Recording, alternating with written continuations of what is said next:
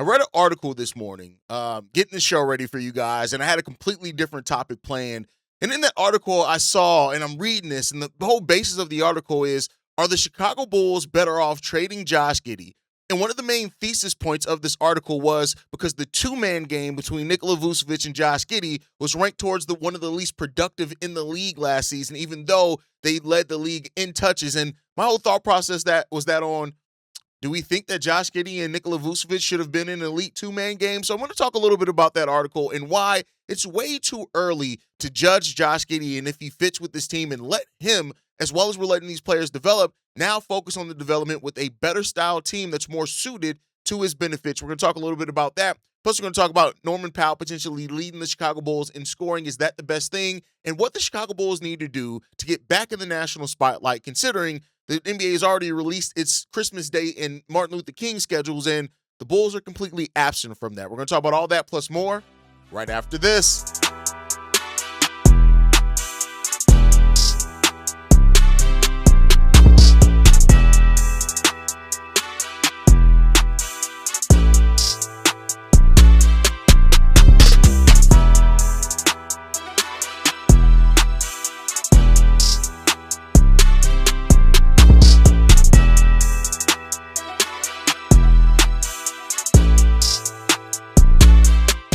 What's going on, Bulls fans? Welcome to another episode of Chicago Bulls Central, your number one spot for everything Chicago Bulls related. I'm the host there, Haize, but more importantly, you guys can follow the channel at Bulls Central Pod on every social media platform we happen to be on. With that said, let's go ahead and get into this content for today, y'all. And I want to start off this episode playing Facts or Cap. Are the Bulls actually better off trading Josh Giddey? I think you guys already know which way I'm going to go with this, but this is all sperm from an article that I read over on Pimpin' Ain't Easy that was from Jack Simone, who wrote an article that called for the Bulls to trade Josh Giddey. His reasoning being this. I'm going to read a section of the reasoning. I'll try to make sure I put the article in the description. You guys can go and watch it, look at it yourself.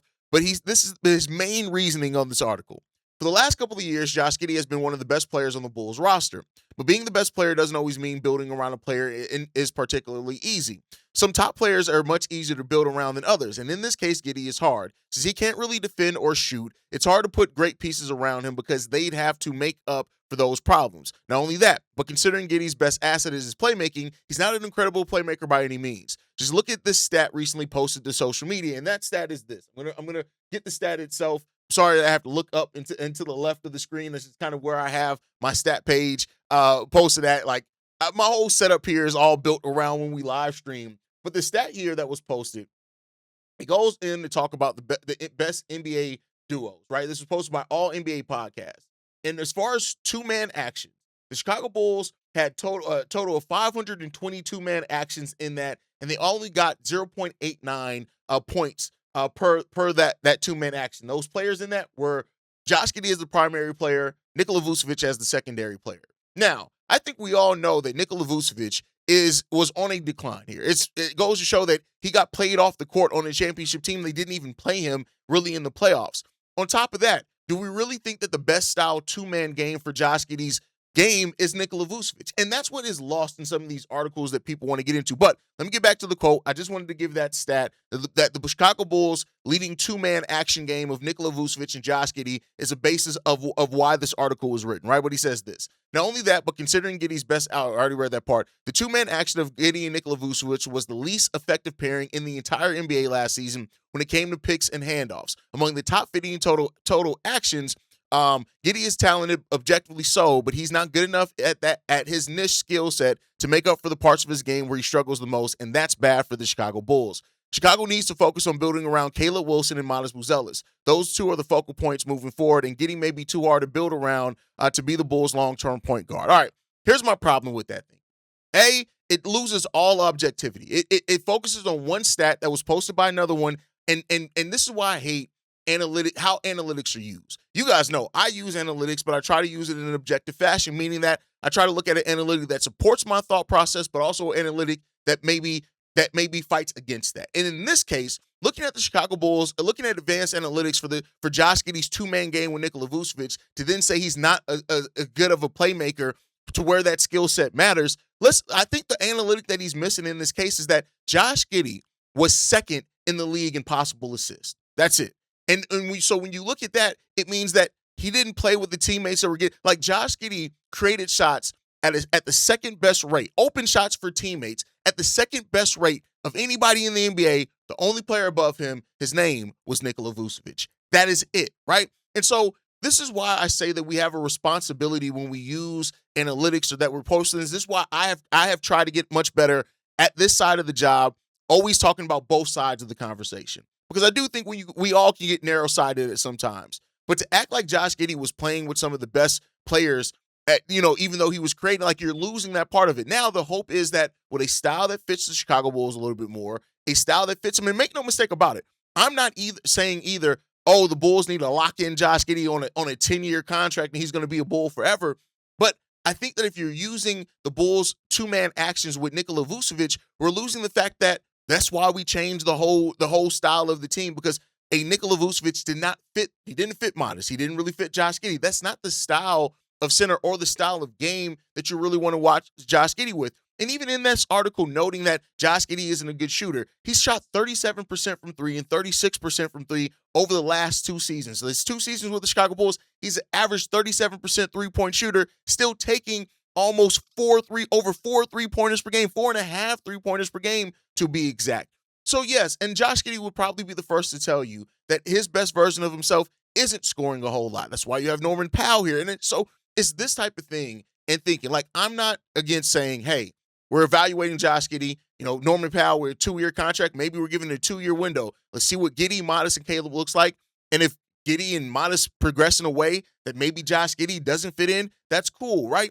I do want to be like, there's reasons why criticism for Josh Giddey exists. Josh Giddey's not an elite defender. You do have to have a level of defense around him to keep that. Now, he's grown as an on-ball defender of point guards, but still in pick and roll, it still leaves a lot to be desired. His shooting improvement does have to prove that it can hold over time. We have a 2-year sample size. Let's see if it holds out more over time. And if defenses sag off of him late in games, can he do enough in the half court, or can we generate enough in the half court to overcome that? That's one of the things that hurt us in that play-in game a couple of years ago against the Miami Heat. Miami Heat sagged off of him and Kobe, and they couldn't get it done, right? And so I think in regards to this one, building around a jumbo passer in Josh Giddey is at times difficult, especially when that jumbo passer is not an elite defender and isn't an elite shooter, even though Josh Giddey's made steps in there, right?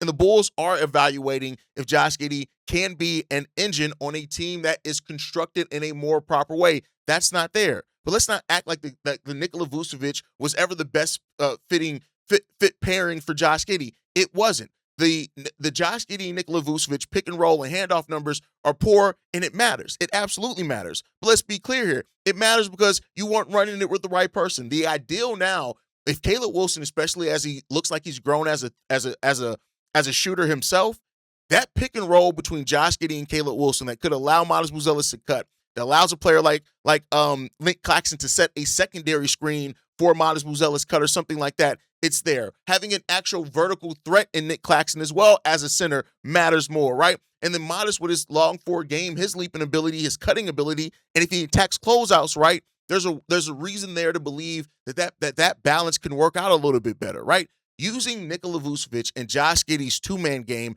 as a verdict of Josh Giddey and his ability to play make is like judging a race car in traffic. Like, it's too congested and it doesn't make sense. That's not what that car was built to do, right? And so the question now should become, can Josh Giddey fit with Caleb and Matas, right? That is a legit question that you're asking everybody. Everybody on this team, the question for them is, how well do you fit with what we're building with Caleb and Matas Buzelis? And to Matas' degree, to an extent, it's how well are you and Caleb Wilson fitting together, right? Like, that's a fair thing. I want to be clear. In no way am I saying that criticism is not fair, it's not warranted, but how we paint that criticism definitely matters, right? Of course, Caleb Wilson needs buckets early in his career. The way that Josh Giddey creates, the way that he can create the fast break by getting the rebound, the way that he can pass in transition, that's going to make the game easier in Caleb Wilson. Because Josh Giddey can create on those hit-ahead throws, the cuts, the lobs, all this type of thing, ignoring the fact that he could also be really good for Caleb Wilson early in his development, again, is missing a part that it seems like it's targeted to specifically leave something out that you can talk anything positive about Josh Giddey, right? The concern of whether Josh Giddey Caleb and Nic Claxton together can constrict that offense too much to where, the spacing becomes bad. It's a legitimate question, right? It's going to put pressure on Norman Powell and Matas Buzelis to space the floor. It's going to put pressure on Josh Giddey to prove that three-point shooting wasn't just a fluky couple of years, right? But it also makes Caleb Wilson's jumper a major swing factor, because if he becomes a really good shooter earlier than expected, it opens that up. Josh Giddey can absolutely help Caleb Wilson and Matas Buzelis grow as players, right? But it's about the way that the Bulls build the proper lineups in the paint and turn that possible rush hour traffic into open lanes for those guys to work with. And this is why evaluation before you decide matters. This season, it's about giving the Chicago Bulls front office and Bryson Graham and the executives more clearer information so that they can know how they need to build their team going forward. You have a new coach. You have better roster balance. You have more athleticism all up and down this roster. You have more naturally defined roles that fit together better than what the Chicago Bulls had with the last version of the roster. The Bulls should not be deciding Josh Giddey's future or his value based off of Josh Giddey and Nikola Vučević two-man action pick-and-roll game, because that is not the best suited for either one of those players. And in the fairness of Nikola Vučević, and if the best suited for him would have been an elite perimeter defender that can switch and also space the floor and shoot threes and give him a little bit more space to do his pick and pops and his pick and dive actions. We didn't necessarily have that either, right? So it's not just about blaming Nikola Vučević. I know that's an easy thing, but the fit just wasn't there and it didn't make sense. If you trade Josh Giddey too early on and he ends up going, and the flashes that we've seen of him on teams that did not fit, and he goes to a team that fits and looks like a star, if you do that before you really give yourself a chance to evaluate Josh Giddey on what this roster looks like, it could come back to bite you in the ass, and then it can turn into the next Bulls player that we're looking at on another team saying, why didn't we get that here? We had him here first. Aren't we tired of seeing that? And I get it. Like I said, some of the Josh Giddey doubt is warranted. Abso-fucking-lutely. I would never say that is not warranted, because it is warranted. But let's frame that in a way to where we're objectively talking. Once again, what was the word of the day yesterday? Same thing today. Nuance. Let's actually talk basketball rather than push narratives. That's just my thought process. With that said, I do want to get off and then talk about the subject that I originally came in here planning to talk about with the Chicago Bulls, and that is Norman Powell potentially leading the Chicago Bulls in scoring next year. I want to be clear here. This is not in any way a negative on Norman Powell, negative thoughts on Norman Powell. It's not meant to be that at all, and if it comes off that way, please listen to the full episode. But I do think that, with Norman Powell naturally being a 20-point per game scorer, being a player also that's going to be able to space the floor, being the player that can be scoring effectively without the ball in his hands, you look at what he did last year, 21.7 points per game. Matas averaged 16. Caleb Wilson just averaged 23 points in the summer league. So the question is that how should the Bulls scoring hierarchy work, right? Of course, naturally, Norman Powell's going to be that. And that is the immediate answer. Norman Powell's ability to average 20 to 22 points on between 14 and 15 shots per game, it takes pressure off the other players on this team, and it gives Tiago Splitter probably his best shot at a reliable half-court score, right? And that could actually be good for the development of Caleb Wilson. It could be good for the development of Matas Buzelis. It could be good for those things, right? You don't need Caleb to be a primary scorer right away. You don't need Matas Buzelis to force shots and three-point shots like he did last year, and it allows Josh Giddey to focus on his best skill rather than him try to be the primary scorer. He can be the primary facilitator, right? And I think when you look at that, Norman Powell handles the ugly possessions, and he fits that mold of somebody who can go out and get you a bucket when you need it the most. Matas Buzelis, though, also can't be overlooked in this. Matas may be the best long-term answer this season, right? Caleb Wilson's going to be that going forward. But when you look at Matas making the step from where he was last season, where he was a 16-point per game scorer, in which he grew in every area from his rookie year. Then he did have what I think was the month of March last year, where he averaged right around 20 points per game. That is where you can look at Matas and the growth. There is a case to be made that Matas could actually be the Bulls' primary scorer, primary half-court weapon, if he makes steps in the right direction as well. And that's what you want to see. He doubled his points per game from a rookie to a sophomore player, which is good. And in the month of March, which is the month that I think we want to look at, because that's when he had a lot of things going through him. Now the team was in a bad spot, but we look at him. He averaged 16 shots per game, hit that at a 44% clip, 33% from three, taking 9 3-pointers per game. I think that shot diet changes for him to where rather than 9 3-pointers per game, maybe he's more around 5 or 6 because we have better balance on the team. And some of those other shots go to more closeouts, go to more, pick and pops, go more to slashing and getting lobs from Josh Giddey in the half court. But he averaged 20 points, 7 rebounds, 1.8 assists, almost 2 blocks per game as well, and almost a steal per game. If Matas can make that his stat line this season, it's a great third-year leap for Matas Buzelis, averaging 20 points, between 7 and 8 rebounds, also, hopefully 1 to 2 blocks per game, and a steal per game as well. That is right where you want to have Matas Buzelis at. So there is a case for Matas may be able to be the Bulls' leading scorer as well last year. He's already shown his value around it, right? And if he jumps into that 20-point per game range, it signals the exact year 3 growth that so many Bulls fans want to see for him. And I do think that the ideal version of him being able to do that is, again, not having to take 9 3-pointers per game and spreading those taking like 4 shots off those 9 3-pointers per game and spreading that into more easy offense for him on backdoor cuts and things like that. That could be the ideal version of Matas, to pass him, to leave him in there, and it would give him a long-term scoring option next to Caleb Wilson in that, right? And if Matas beats out Norman Powell as the leading scorer, it's because he got better. Not a negative on Norman Powell or anything like that. It's because he got better, and Bulls fans should be looking at that as a win. If Matas makes a natural 20-point per game leap and is a leading scorer over Norman Powell, that is exactly what we wanted coming into the season, and it makes sense. But then there's also the case, and I know some Bulls fans are going to want to hear this, so I'm going to put this in here, is that could Caleb Wilson, is there a scenario in which Caleb Wilson actually leads the Chicago Bulls in scoring? Here's the thing. I'm not going to act like because he averaged almost 21 points in Summer League that he's going to average 21 points in the NBA. I'm personally just not going to do that, right? But I do think this. If Caleb Wilson somehow becomes the Chicago Bulls leading scorer as a rookie, we're not discussing if Chicago Bulls drafted a star. He's a star at that point. If you do that as a rookie, keep in mind, because he's not coming to a team that's trying to tank. He's not coming to a team with no other good players on it. He's not coming to a team where we're just turning everything over to the young players. He's coming to a team that's actually set up to try to compete in games now. And so I think we're at that point discussing if he is truly that future super. That is the type of season that, especially if let's say that Caleb does lead the Chicago Bulls in scoring with 21 points, but Norman Powell has 19 and 20. Matas Buzelis has 16 and 18. That means that he did that with still other really good scorers around him and players averaging really higher than double figures around him. And at that point, you're looking at it and saying, hey, we could be something. That could get us into that conversation that some Bulls fans are asking. Could the Bulls be ahead of schedule? And could Bryson Graham eventually want to become a little bit more aggressive in what he does this offseason, right? So, next offseason. So you're asking that. So then the larger question in this too is like, do we even need a dominant scorer this year?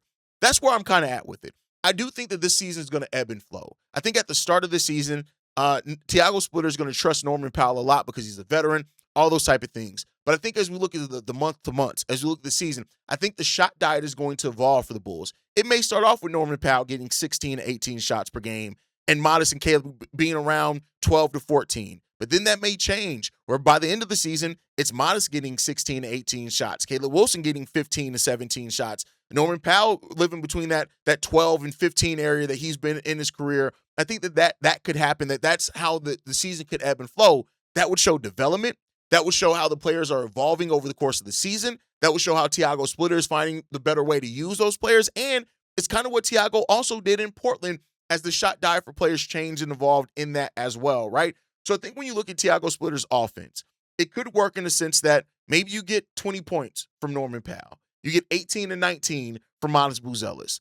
You get 16 to 18 from Caleb Wilson. Josh Giddey on a team with that many scores near 20, maybe he's only averaging between 14 and 16 points, plus the heavy playmaking that you need to have there. And Nic Claxton lives around the 10 or 11 points per game. If you do that right, that's a better balance rather than any player taking 22 shots per game. I don't think that right now any of these guys are in that place. Norman Powell's really never been that guy. Matas hasn't been that yet, and it's very unlikely Caleb Wilson is taking that many shots as a rookie either. I don't know if you even want him to in his rookie year. So I think right now the best thing for the Chicago Bulls is balance. I think that's how you're going to look at it, and then how that balance shifts as the season goes on. And then that's going to tell you a lot, again, about how you build in the future and what you do in next offseason. And that's, again, the evaluation that Bryson Graham has set this team up to be in. We are in heavy evaluation mode, and then what you do with that data next offseason is going to matter to how you're building this team. And I think that's what we're kind of seeing here. But all right, let me know what you guys think on that part down below. Again, that was supposed to be the main topic of today's episode. Now it's the middle topic because I read something that pissed me off. Our last topic of the day that I want to get into here. Of course, the NBA released its part of its schedule, the opening night schedule, the Christmas Day schedule, the Martin Luther King Day schedule, and the Chicago Bulls have been left off that. And I actually got a text message in this one. Shout out to Trey who sent a text message, and I said that I was gonna talk about that on this one. Is that the question is Chicago being ignored, especially when they have one of the top 4 players in this draft, a player that's a young stud. And here's the thing that I'm gonna look at that and say, the Bulls have to prove it, right? I would love for the Bulls to be back on Christmas Day. I would love for them to be a team that gets back to playing opening night. I would love for them to be a team like that. But the fact is that the Bulls only won 31 games last season. That's it, right? We haven't been a serious postseason team for almost a decade. And the East now is loaded with teams that are not only have recognizable stars, but are way more proven and have a better opportunity to be an actual threat as things look at right now, right? You look at teams like Jason Tatum in Boston. Giannis is now in Miami. The New York Knicks are the defending NBA champions. The Philadelphia 76ers have LeBron, Jaylen Brown. Detroit was the leading team in the East last year. These teams are ahead. And while the Chicago Bulls did draft a potential star in Caleb Wilson, I think that before the Bulls get back on that national stage in a meaningful way, you're going to have to see Caleb Wilson live up to the hype. You're going to have to see Matas Buzelis continue to grow. You're going to have to see this team look like, if this team makes that step this season for being a forgotten team to being a scrappy team that is competitive with a lot of the better teams in the Eastern Conference, maybe they lose a lot of games early. Maybe they finish the season a little bit stronger. That's where things are going to turn. So, it sucks that the Bulls aren't on the national stage. As a Bulls fan, I would love to see that. We'll see once the Chicago Bulls full schedule comes out, how many nationally televised games that they do have, because I don't think it's going to be a lot this season, despite the Caleb Wilson part of it. That may be what gets the Bulls the national televised games that they do get. But I think this is going to be a fun season to watch, but also how the Bulls grow in the national spotlight and then in the national eye, and how the conversation around them changes as we go through next season. So that's my thought process on that one, man. I wanted to put that one at the end of the show, but I want to thank you guys for tuning in. Make sure you guys sound off in the comment section if you're on the YouTube side about all the topics today. The Josh Giddey thing, of course, who leads the Chicago Bulls in scoring next season? Who do you feel does that? And, of course, the nationally televised games. Are you a little bit irritated that our Bulls aren't going to be on national TV a little bit more? Make sure you guys sound off in the comment section down below on that one. If you're on the podcast side, make sure you guys go over to the YouTube side, hit that subscribe button, help us get to our goal of 50,000 subscribers. If you are on the YouTube side of things, go over to Apple Podcasts or Spotify, leave a 5-star review for the channel, help the channel grow on that side since you can't leave a review over on over on YouTube. But other than that, make sure you guys like the video, subscribe to the channel, hit that notification bell so you never miss an episode or an upload. You can follow us at Bull Central Pod on every social media platform. You can send us any feedback, questions, comments, concerns, bullcentralpod@gmail.com. And lastly, if you want to leave a text message and our voicemail for the mailbag, the number to do so, 773-270-2799. We are the #1 spot for everything Chicago Bulls related. But that is thanks to you, lovely and beautiful people. And like I like to end every episode on, go Bulls. Love you guys. See you right if you can, y'all. Peace. This has been a presentation of the Breaks Media.